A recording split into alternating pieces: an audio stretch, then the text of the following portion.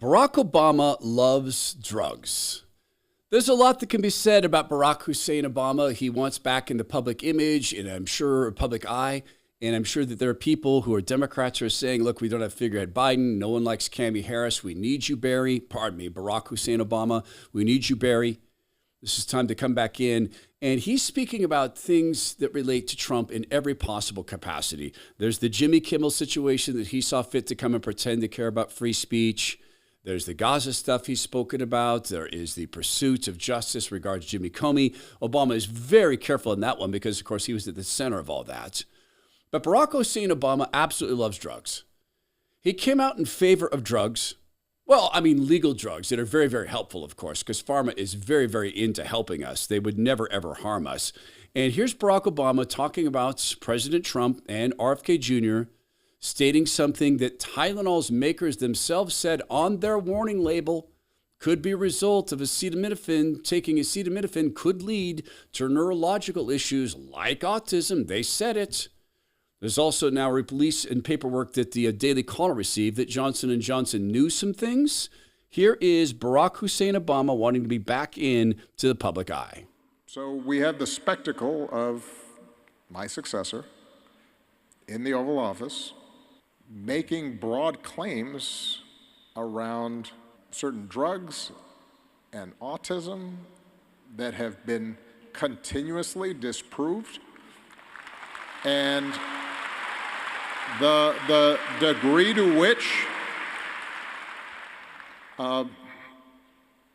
that undermines public health, the degree to which that can do harm to women who are pregnant, the degree to which that creates anxiety for parents who do have children who are autistic, which, by the way, itself is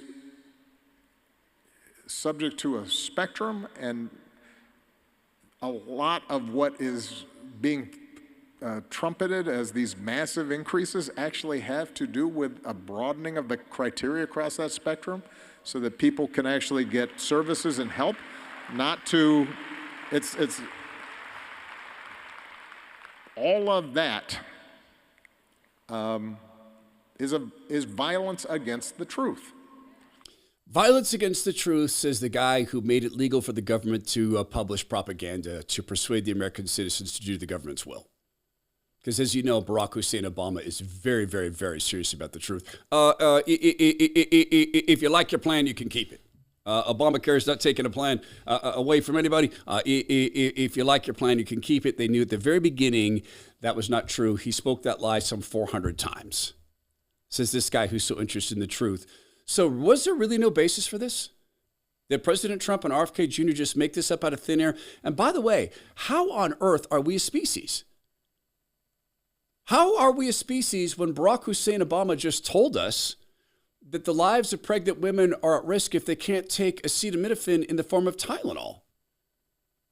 What did they do with fevers back in the day? How did people possibly overcome that? Oh, that's right. They put people in cold baths if the fevers got really high. And what they've said around acetaminophen, unless there is a serious fever that can't come down any other way, the risk-reward ratio is not worth it. So what is the evidence? Let's talk about this in a second. It is a war, there's no doubt. There's a war over our bodies. There's a war against coffee. I was listening the other day to the Mockingbird Media talking about coffee prices going up, and they were very careful to say, because of the tariffs. You know, they never say that about gas prices. Because of the gas tax or because of the carbon taxes, or prices are increasing at restaurants because of the minimum wage. They never say that, but when it's Trump, they'll say that. And yet prices are going up a little bit. So be careful about what you buy. Don't go buy junk coffee. Buy coffee that's quality and does something good for people you love, such as the families of fallen vets. Who deserves more help than they do? People who saw their loved ones go off to war on their behalf. Bone Frog Coffee does that. Every single purchase, 10% goes to the family of fallen Navy SEALs because the founder of the company is a SEAL who did 3 deployments on our behalf. And the coffee is made by a coffee legend, and if it's not made by him, he mentored the team that made it. Dave Stewart started Seattle's Best Coffee, and he mentors this team. So whether it's the Extortion 17 roast that honors the deaths, biggest deaths in the history of the Special Forces community, or Golden Age that honors President Trump, whether it's K-Cup or Espresso, whether it's French roast, however you want to do it, French drip, it's all there. Go to bonefrogcoffee.com/Todd. Use promo code Todd to get 10% off your first purchase and 15% off subscription coffee at bonefrogcoffee.com/Todd. Promo code Todd at checkout. And win that war in your mind with caffeine rather than drugs. So Johnson & Johnson knew. This came from our friend Jennifer Margulies. She was reading a Daily Caller report on this. An investigation by the Daily Caller reveals attorney company documents detailed autism acetaminophen connection, yet J&J still insists it's the safest pain reliever option for pregnant women, even though they say now on their Twitter channel they don't recommend their drugs for pregnant people, they said.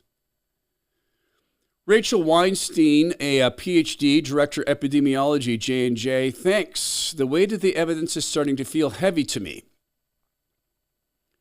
We're talking with Rachel Ox-Ross, the neurologist in CNS today. Originally, it was to talk about biological plausibility for benefit of acetaminophen, but now we've added studies in prenatal exposure and neurodev outcome. Looks like there are a bunch of papers from 2016 that we somehow missed, many of them by Louis et al. Remember, we contacted the group. They never got back to us. They did get busy, though. They were looking into this, and the weight of the evidence became heavy to her. The heaviness of the fact that they might be giving people neurological disorders like autism. Another email. This comes from, hi, Eddie and Andrew. This is someone writing to J&J. Hi, this is an unlocked email. I'm not sure how to, or unsolicited email, not sure how to handle this. Would this be considered a product complaint that needs to go through J&J reporting? Please advise. Thanks, Kathy. And this is Carrie Lane writing in. As a courtesy, attached is a letter sharing my concerns as regards Tylenol as a trigger for autism. There's an underlying pathology from APAP. I'm seeking collaboration investors to further decide this and develop a screening test.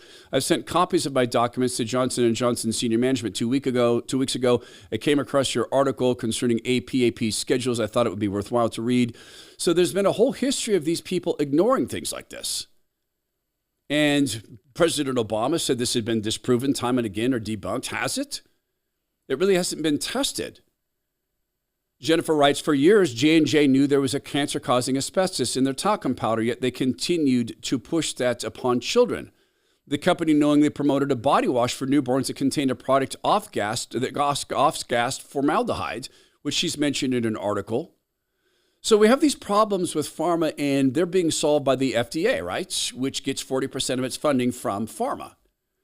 In 2000, Dr. Mary Megson testified before Congress about children regressing into autism right after getting vaccines. Again, this is congressional testimony. In a few days, a lot of these children look at me, focus, they regain eye contact, and they talk about their box of vision growing.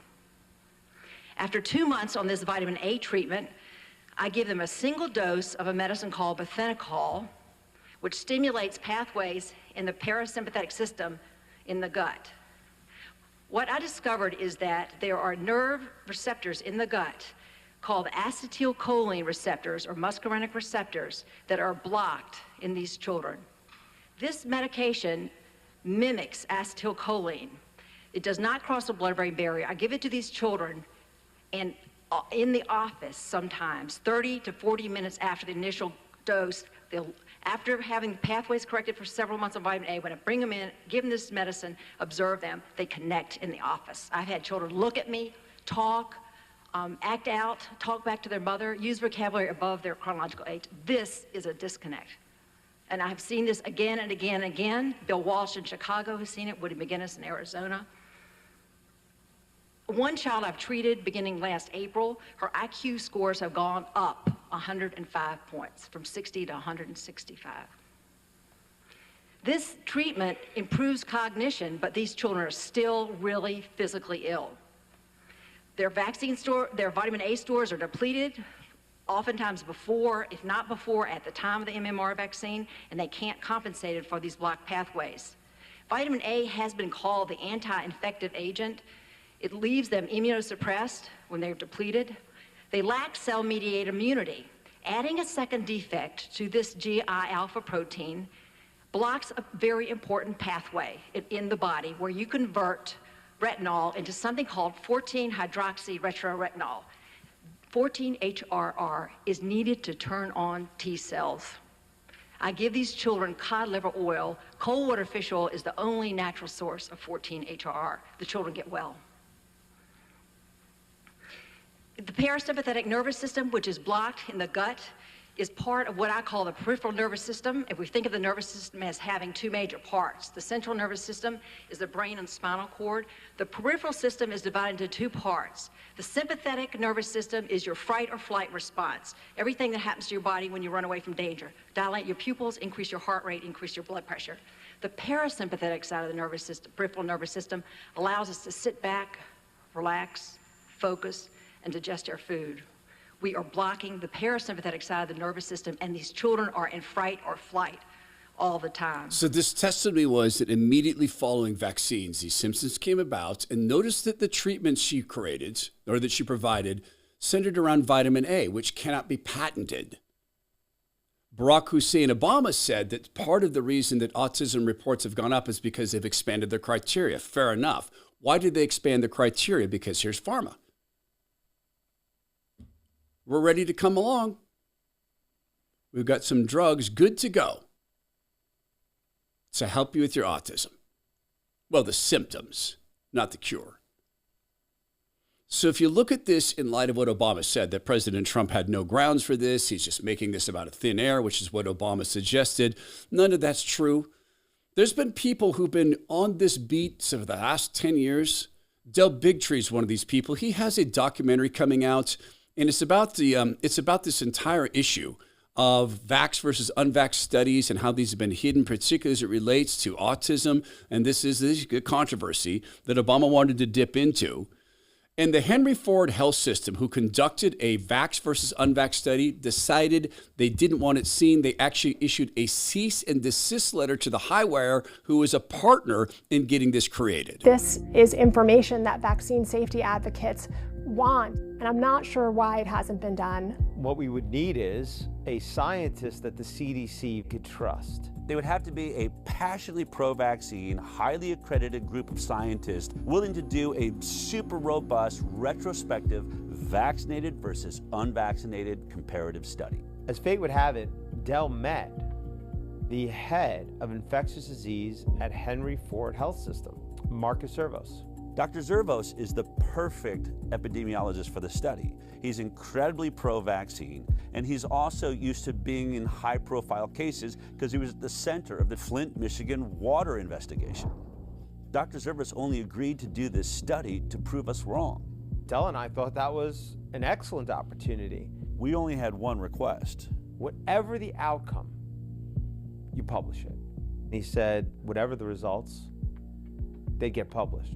So this is a big deal. Guy is pro-vaccine, working at the Ford Foundation, agrees to go out and do this study. That's Aaron Siri, the lawyer for Del Bigtree at Highwire. They've been pioneers on this. So this study starts to get done. We stick to that promise if the results show that unvaccinated kids are healthier? Didn't know. Let's go see.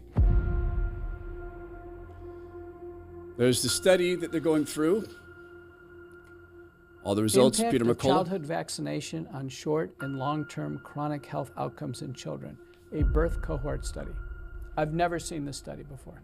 18,468 subjects.